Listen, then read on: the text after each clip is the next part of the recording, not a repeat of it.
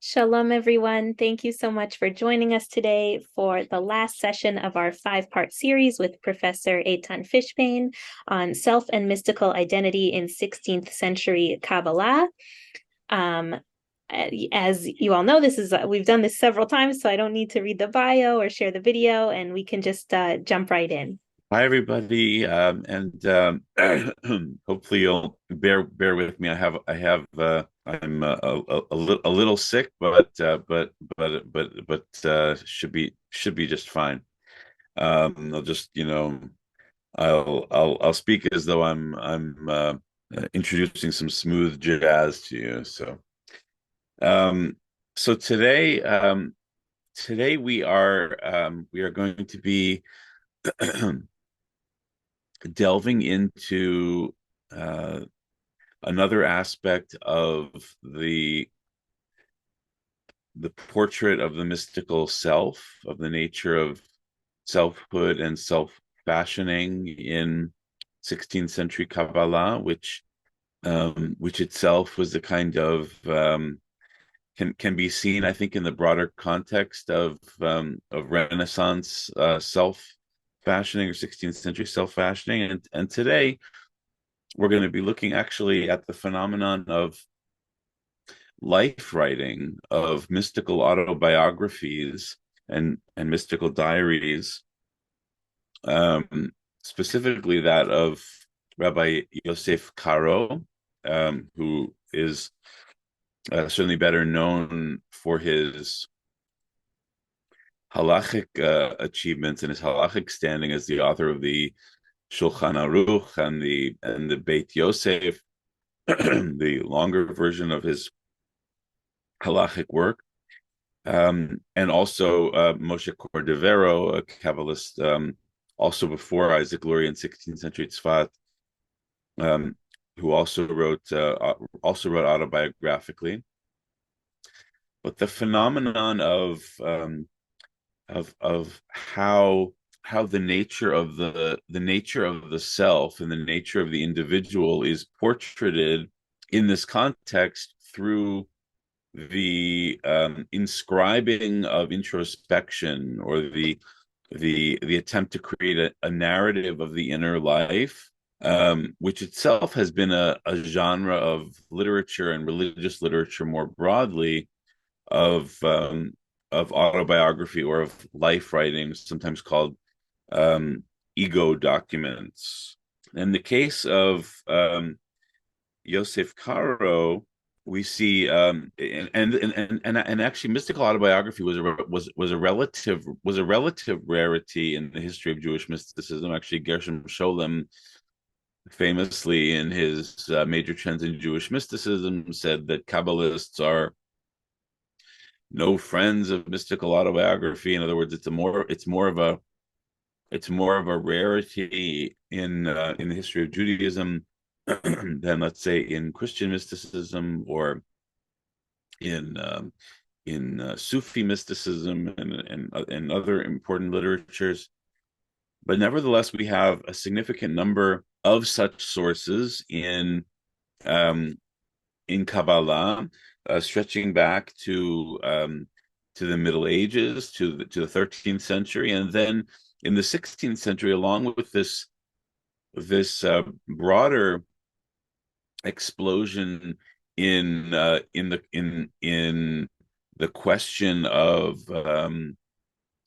question of individuality and selfhood in 16th century Kabbalah.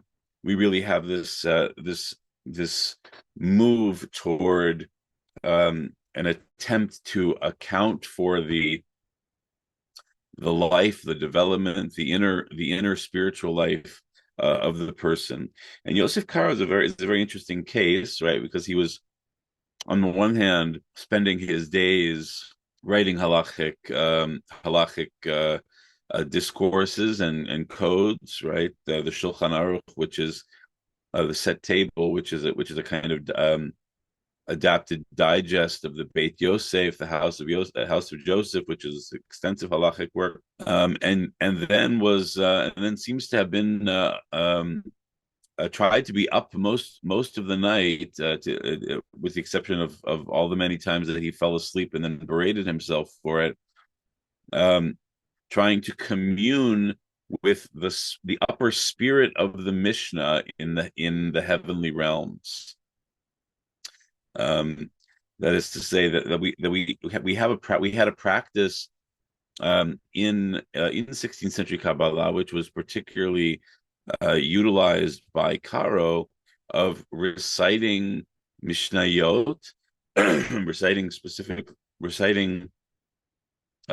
Mishnahs as a vehicle for an achievement of ecstatic consciousness, a vehicle to commune with the upper Mishnah, with a capital M, of the heavenly realms, which also seems to have been a kind of reflection of the divine presence of the Shekhinah. And this is particularly interesting in the case of Yosef Karo, right, who was writing halachic literature, for him to utilize Mishnayot, the reciting of Mishnayot, as a technique for the attainment of an ecstatic mystical state, one in which he was actually possessed by the upper Mishnah. This is actually part of how he articulates it, that it came to speak through him, like Hashchina medaberet mitoch grono, like the Shekhinah is speaking through his throat. Part of our exploration of this question has to do also with how does Karo in particular, and this is also then differently in the case of Cordovero and a few other Kabbalists who wrote mystical autobiographies, like Elazar Zikri, who wrote the work Mile de Shemaya, the Words of Heaven, or Chaim Vital, who was a main disciple of Yitzhak Luria, who wrote Sefer HaChezionot, the Book of Visions. How they sought to portrait their journey toward mystical illumination and the inner spiritual life. And part of this, as we're going to see, involved for Karo in particular a kind of strong sense of self-doubt and questioning his own worth, and whether he was worthy of these revelations. But part of what's fascinating is that we see in this relative explosion of mystical autobiography, though it's not really an explosion, but it's more of a proliferation than there was before that in the history of Jewish mysticism. We see a willingness on the part of Jewish mystics to talk explicitly and in a testimonial way about their inner lives and about their religious experiences. And in the case of Yosef Karo, in this first text that we're going to look at, he also understood this spiritual quest to be very much in tension with physical pleasure, with physicality, with materialism, with appetite, with desire, and so forth, right? So he had a lot of anxiety toward the drinking of wine and even the drinking of water and the eating of food and sleeping and so forth.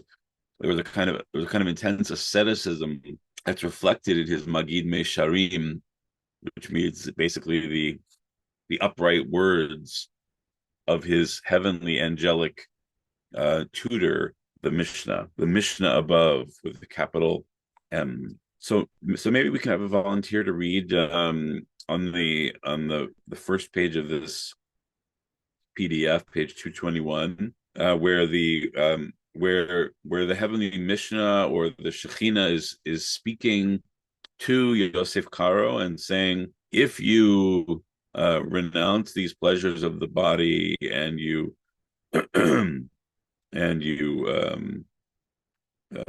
delve fully into the study of Torah and the recitation of Mishnah, then you will have this heightened state of revelation.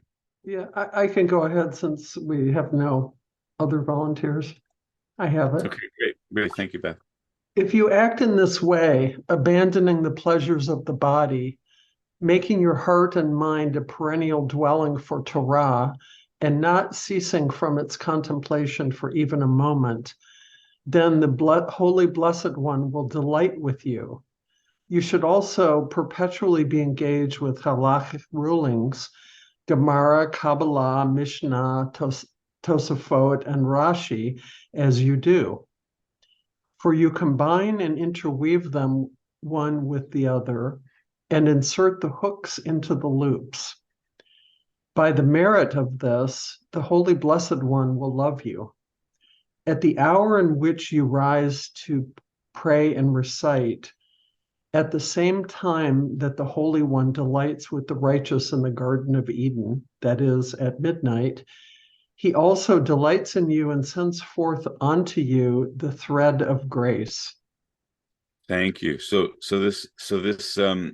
This statement that the culminating moment is one of a receipt of the chuta de chista, or the chut shel chesed, or the thread of grace, which becomes a moment of the indwelling presence of divinity onto the person, in this case, onto Yosef Karo, by perpetually being engaged with all of these different elements of Jewish study, ascetically abandoning the pleasures of the body. Right. So we see this strong tension for this Kabbalist between physicality, pleasure, or even just ordinary physical enjoyment, and this quest for a higher state of mystical mind, right? So he had a kind of intense anxiety, clearly, toward the physical itself, right? You should be perpetually engaged with halachic rulings, Psak, Gemara, Kabbalah, Mishnah, Tosfot, and Rashi, right? All of this, not exactly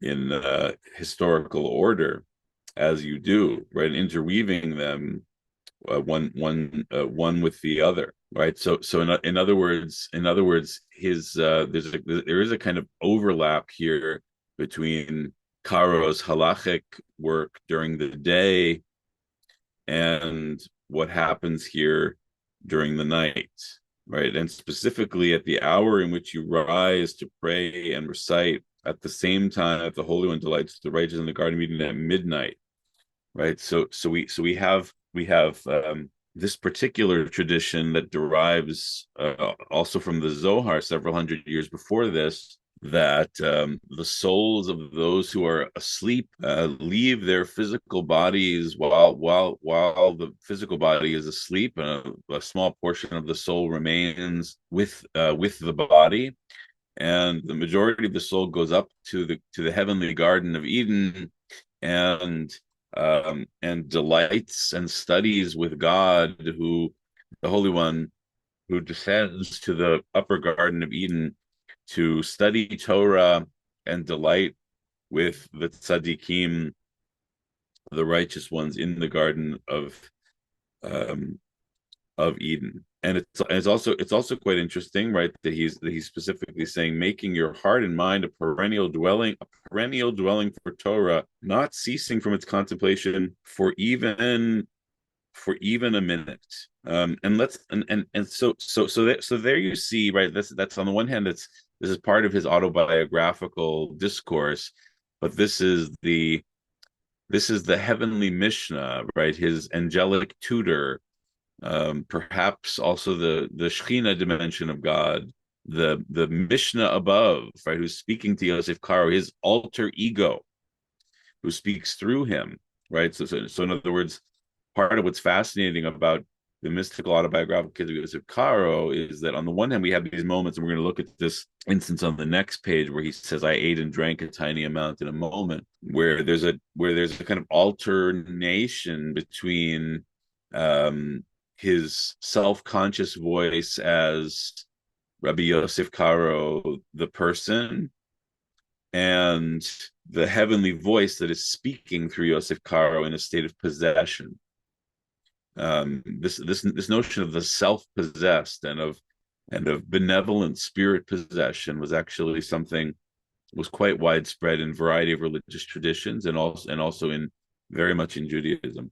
But here, right, and certainly we might assume that that attitudes towards such experiences were interpreted, perceived, pathologized in different ways in different generations, right? If somebody were reporting such an experience now, then there would be a different kind of perhaps psychiatric pathologization, right? Whereas you have all of these examples from the history of religions where these great venerable mystics and prophets from the Hebrew Bible, right, who report hearing voices and report having voices speak through them, right? So the question of how these differences in experience and their self-interpretation take place is itself quite fascinating, and a kind of reflection on the difference between the phenomenology of the history of religion and religious experience and the way in which we typologize or pathologize at other times. So let's jump to the next page where he now is speaking in his own voice. I ate and drank a tiny amount. Beth, would you like to continue? I ate and drank a tiny amount, and I recited Mishnayot at the beginning of the night. Then I slept until the light of day.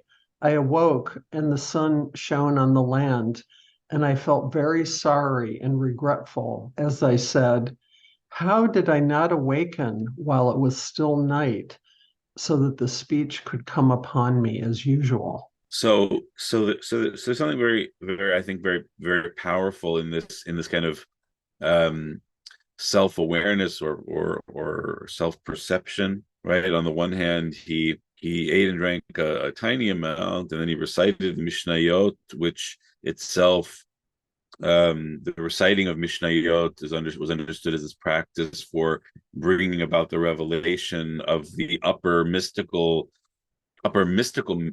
Mishnah, if you will. But then he says, but then I fell asleep, and I woke up at dawn feeling great regret. Right? He said, "How did I not awaken while it was still night, so that the speech could come upon me as usual?" Right? So we see a kind of anxiety, a kind of self-doubt, a kind of sense of both self and questioning his own self-worth with regard to his practice, anyway, right? So in other words that his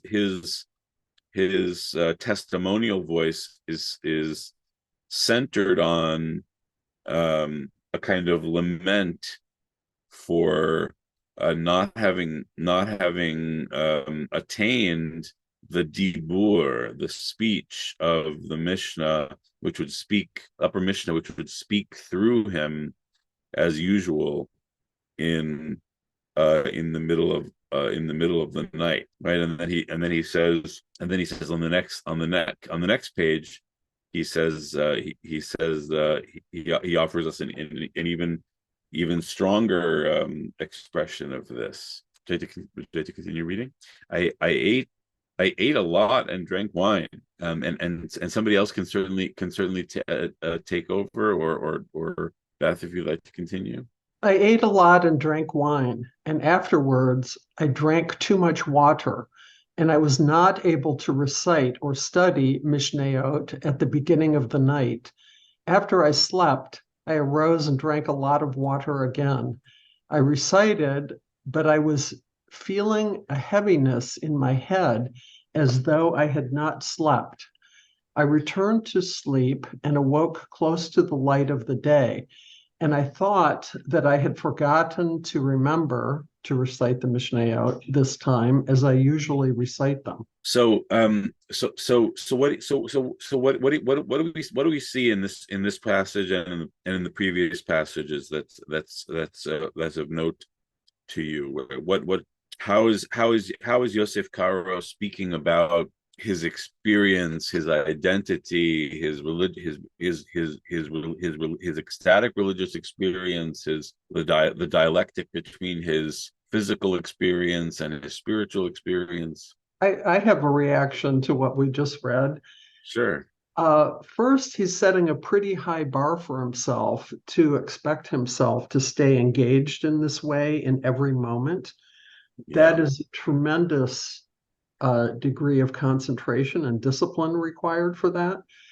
And also, I can't help but wonder what with this getting up at midnight and staying up in the night, I can't help but wonder if some of this speech or blessing that he thinks is coming to him is hallucinatory from sleep deprivation. Yeah. And that's part of what's actually physically happening to him. And if he's doing this night after night after night while also working in the daytime, And while isn't any also wonder trying to that deprive himself of food and water, right? yeah, and not eating and drinking. And it isn't any wonder, A, that he falls asleep because he can't keep it up. And B, that he's having these hallucinatory experiences. I really wonder if it is truly the hand of God coming to him, or if he's simply ruining himself physically through these practices.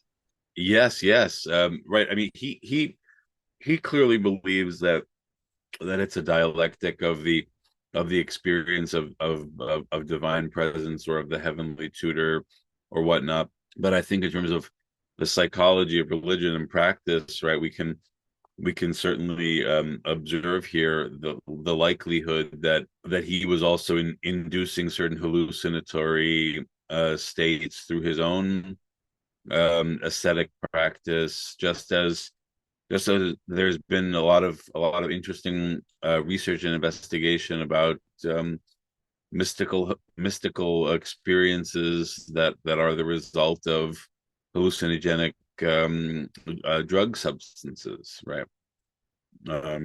Many report correlations between those two. And would he have had access to such substances? Do we know? Not that we know of. Not that I know of. Though we do have you have one instance in the Zohar from a few centuries before where they describe a kind of transcendent ascent to a heavenly Garden of Eden that occurs after they sniff a rose, right? So they smell some flower, and that transports them, right? So that and there are other instances like that. So there certainly could be instances where they partook of such substances, but I think probably even more likely in this scenario is what Beth is suggesting,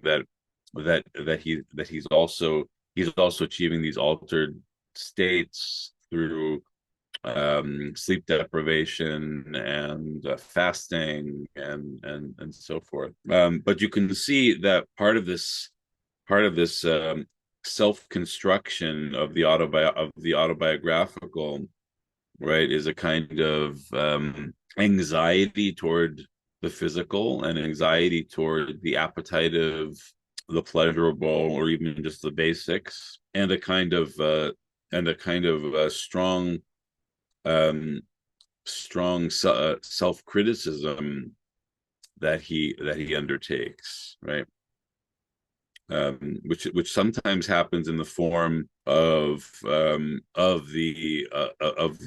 upper Mishnah or the angelic tutor speaking through him, as we're going to see in the next passage on 224. But as we know, these moments were actually reports of the angel or the heavenly Mishnah speaking through him in this possessed state, or perhaps a hallucinatory state. Let's go to on page 224. Light unto the Sabbath, the 8th day of Cheshvan. God is with you. He, the Magid, warned me. Right. So there is a kind of dialectic between voices. Right. He's aware of the two different voices.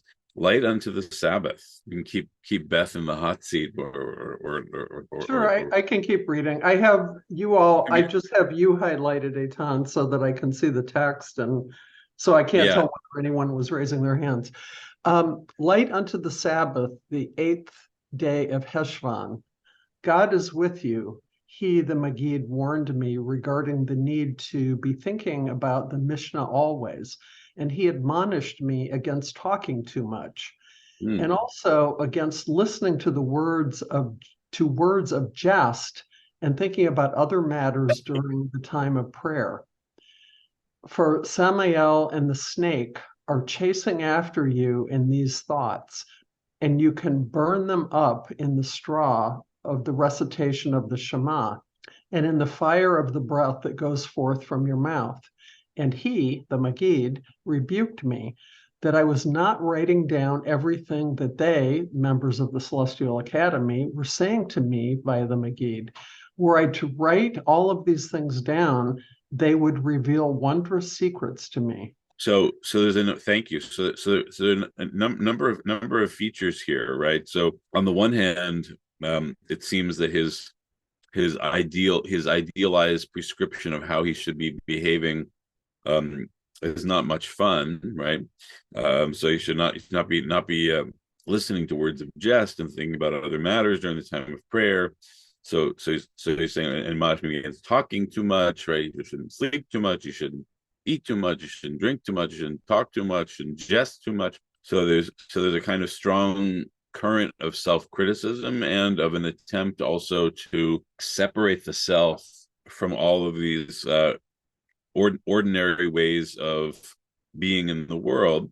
And he's saying that when he says in Samael and the snake are chasing after you in these thoughts, right? He's basically saying that essentially a Jewish version of the satanic, of the demonic, is trying to tempt you in all of these thoughts. And interestingly, he says you can burn them up in the straw, kash, which is kash is Hebrew for straw, but it's also kufshin for kriyat shema, the recitation of the Shema, and in the fire of the breath that goes forth from your mouth, which is itself very interesting. Right? There's a kind of like image here of the burning up of these so-called sinful thoughts or distracting thoughts in the fire of the breath that goes forth from the fiery breath of saying the Shema.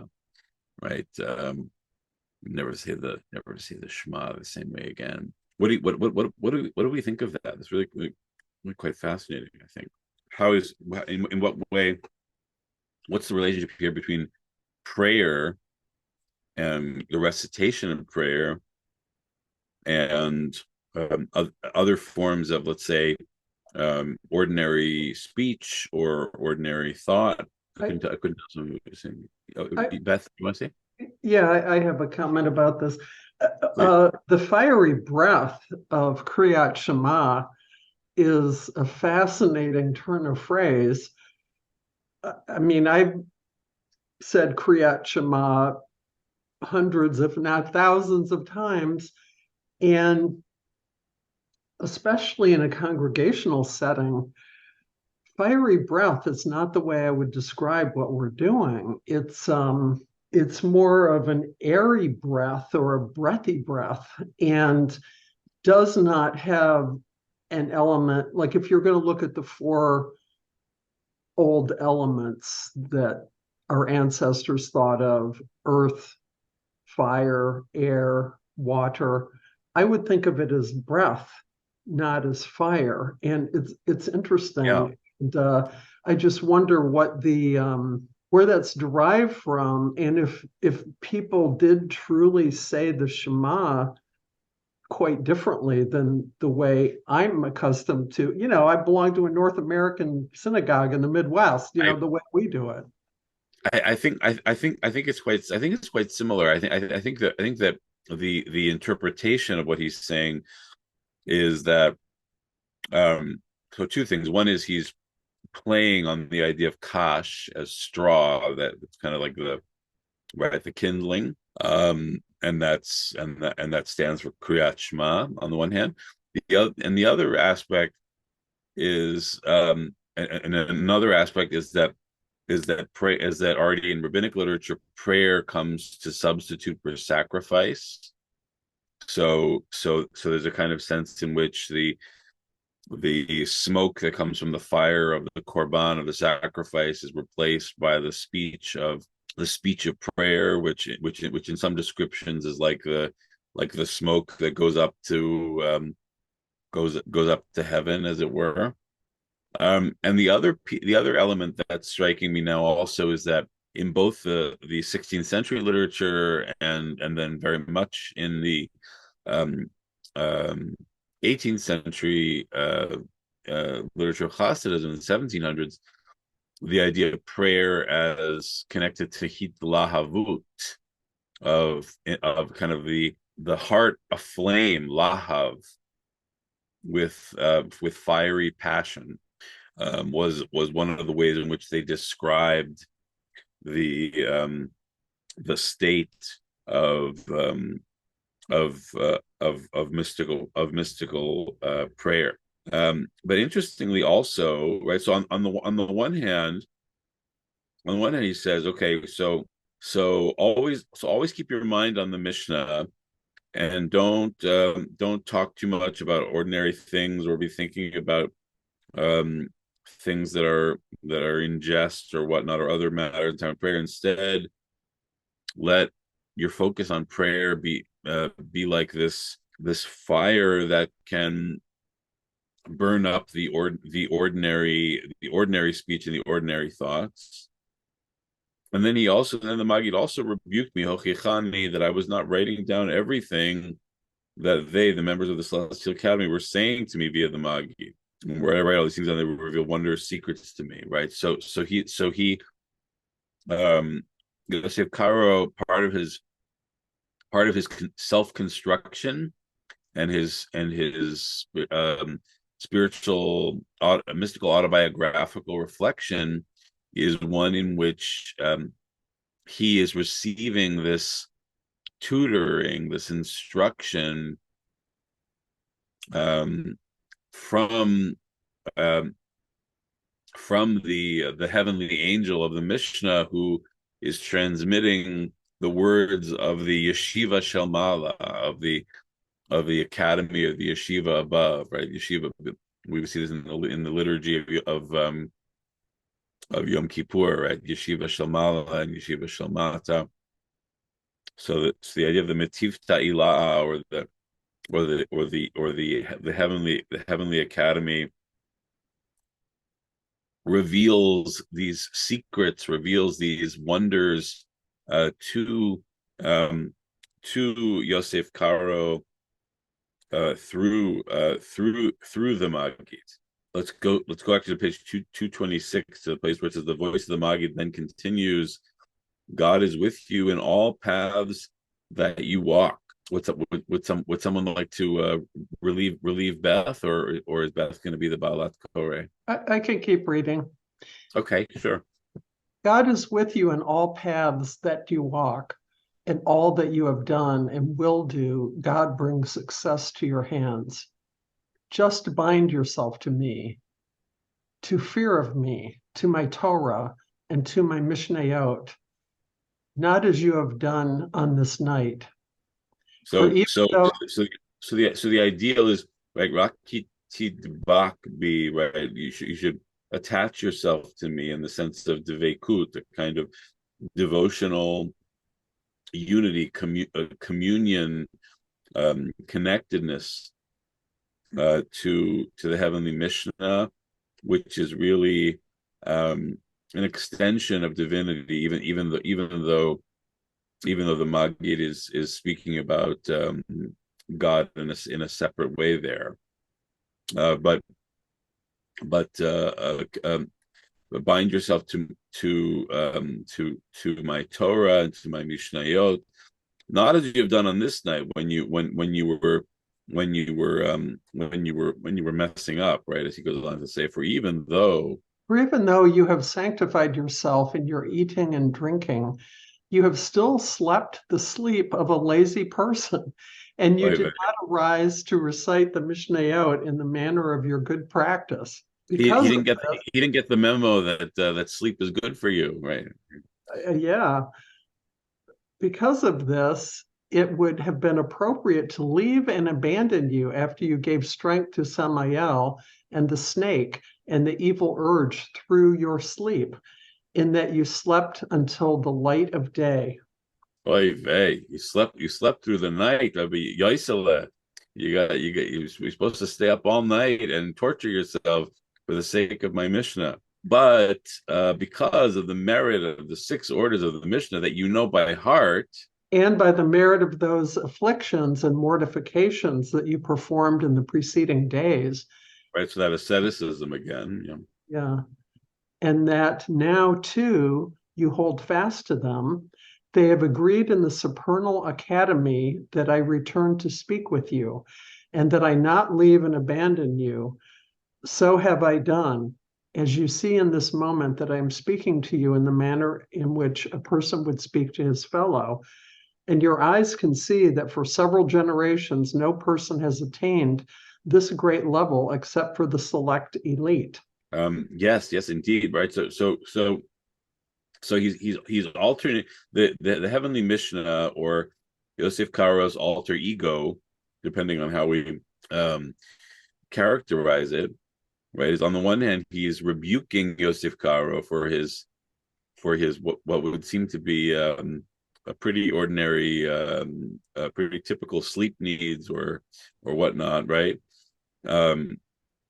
But because he's this great, because he knows the Mishnah so well, he knows it all by heart, and because he has done these other ascetic practices, which clearly are raised up and given a kind of positive valence in this context, right? He says, so I will give you this revelation that was generally reserved for the select elite. Therefore, my son, I remember this is the way Yosef Karo describes all this in his mystical diary, is that this voice is literally speaking through him, right? So on the one hand, he talks in his own voice, like I did such and such, I did such and such. But when the Magi is speaking, he describes it as the voice of my beloved was knocking in my deepest speech, in my deepest throat.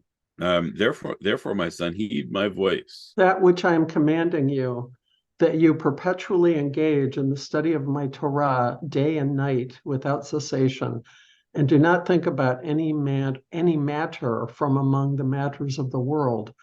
Only contemplate matters of Torah, fear of me, Yerati, and my Mishnayot.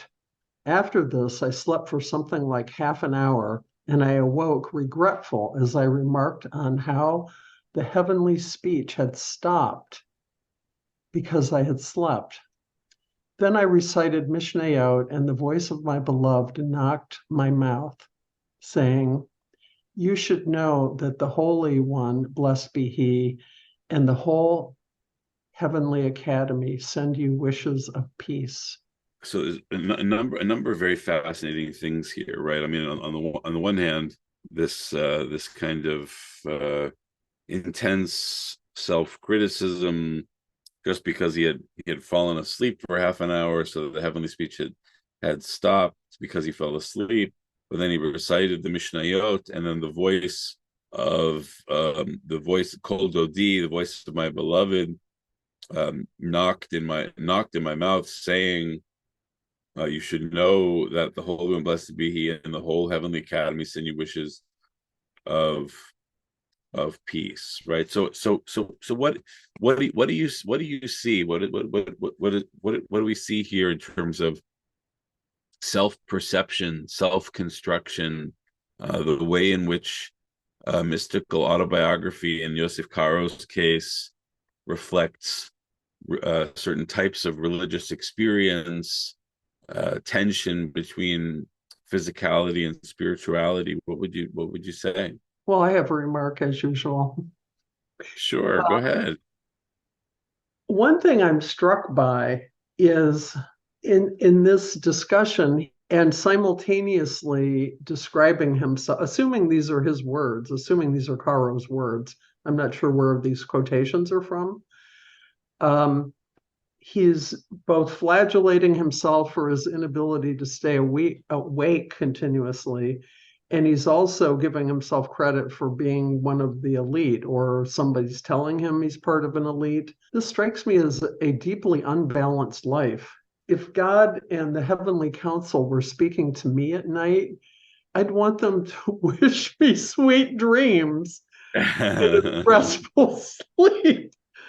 And so it's just like, it's I guess I'm not cut out to be a 16th century Kabbalist mystic. Or at least Yosef Karo's version of Yeah. it, right? Yeah. So clearly there's a kind of intense asceticism involved in all of this, and also the yearning to keep one's mind focused on these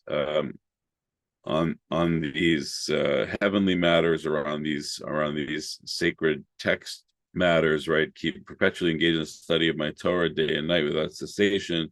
Do not think about any matter from among the world, right? Only contemplate matters of the Torah and my Mishnayot, right? So there's a kind of intense focus, even I think you're absolutely right, a somewhat disturbingly imbalanced focus on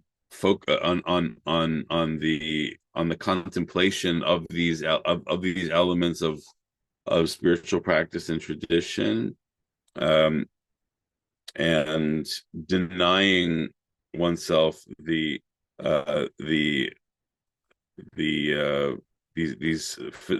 ordinary physical needs. So that kind of shows you another side, on the one hand, of this figure Yosef Karo, right, who's known as this major halachic figure. He also was this clearly wild and wacky mystic who had a very anxious relationship toward his own self-worth, and also the importance of denying his appetites and physical needs for the sake of attaining a kind of mystic consciousness. And the last little piece that I want to show you here is comes from the writings of Moshe Cordovero, who was another important Kabbalist from who we studied other writings of his in this series. And he, in addition to his Tomer Devora and other works, he wrote a short, fairly fragmentary autobiographical volume called Sefer Gerushin, which literally means the book of expulsions, which essentially were records of how he and his fellow Kabbalists would exile themselves from Tzfat. They would wander the countryside to emulate the wandering of the Shekhinah in exile, in the diaspora, and in some cases they would intentionally not wear proper shoes, so that they would experience again this kind of ascetic pain in their walk, right, as a kind of reenactment of the suffering of the Shekhinah in exile, right? You didn't know that there were strong ascetic strains in aspects of Jewish spiritual practice. But one of the things that they did on those journeys was to travel to the graves of revered figures, or at least what they thought were the actual graves of these figures. So in one of these cases, and this is in the last. So on the bottom of page 228 and then 229, Caro travels with his teacher, Rabbi Shlomo Alkabetz, who was the author of Lekha Dodi, to the graves of Rabbi Shimon Bar Yochai and Rabbi Elazar, his son, or at least what they thought were those graves, right? And those are the starring characters of the Zohar, and they engaged in a practice that was common among these Kabbalists of a kind of prostration, laying themselves out